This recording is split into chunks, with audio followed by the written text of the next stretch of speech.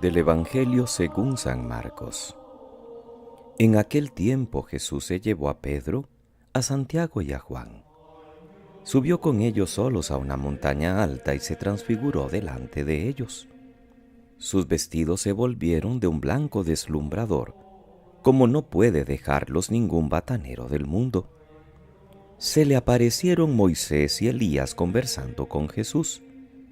Entonces Pedro tomó la palabra y le dijo a Jesús: Maestro, qué bien se está aquí. Vamos a hacer 3 tiendas, una para ti, otra para Moisés y otra para Elías. Estaban asustados y no sabía lo que decía. Se formó una nube que los cubrió y salió una voz de la nube: Este es mi Hijo amado, escuchadlo. De pronto, al mirar alrededor, no vieron a nadie más que a Jesús solo con ellos. Cuando bajaban de la montaña, Jesús les mandó: No contéis a nadie lo que habéis visto hasta que el Hijo del Hombre resucite de entre los muertos. Esto se les quedó grabado y discutían qué querría decir aquello de resucitar de entre los muertos. Palabra del Señor. Gloria a ti, Señor Jesús. Es 6 de agosto, queridos hermanos. Celebramos hoy la transfiguración del Señor.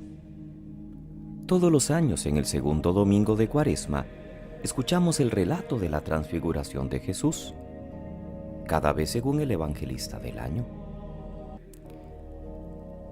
Allí tiene una finalidad concreta de preparación al Triduo Pascual, después del Evangelio de las Tentaciones en el primer domingo de Cuaresma, que nos hace fijar la mirada en la muerte y resurrección del Señor. Por eso la luz de la transfiguración anticipa de alguna manera el misterio pascual completo. La fiesta de hoy es de origen oriental y monástico. Se puede decir que nos invita a mirar contemplativamente al Señor glorificado, iluminado con la luz plena de la Pascua, y ya con una proyección hacia el final de los tiempos, cuando se dé el triunfo total de Dios sobre toda la creación. Y las lecturas que hoy nos propone la liturgia de la palabra giran en torno a este misterio, que por cierto ha sido incluido dentro de esta 4ª parte del Santo Rosario que quiso agregar San Juan Pablo II, los misterios luminosos. La primera lectura del profeta Daniel es un texto que se escribió en el siglo II a.C., en tiempos difíciles para la fe, cuando el pueblo judío estaba sufriendo el ataque paganizante del rey Antíoco IV Epifanes.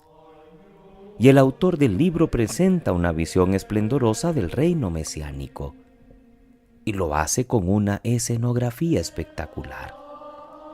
Dios sentado en su trono, hay vestiduras blancas, llamaradas y ríos de fuego, millones de seres cantando alabanzas a Dios y al Hijo del Hombre, que entra en escena solemnemente y a quien se le es dado todo honor y todo poder.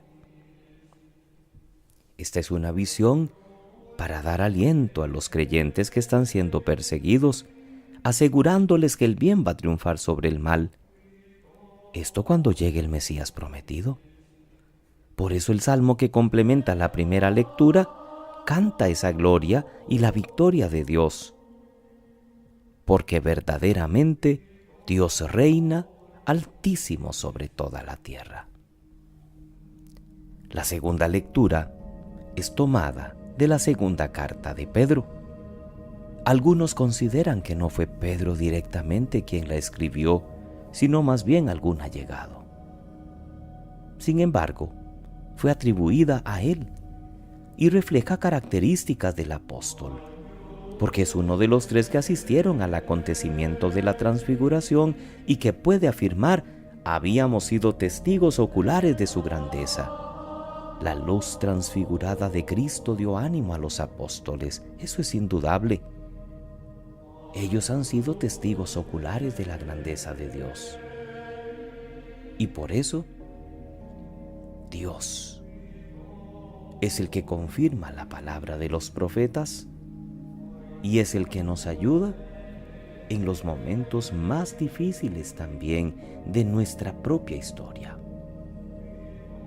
El texto del Evangelio nos relata la transfiguración. Mateo, por ejemplo, acentúa que en Jesús se cumplen los anuncios del Antiguo Testamento. Marcos aparece junto al secreto mesiánico que solo se puede desvelar después de la Pascua.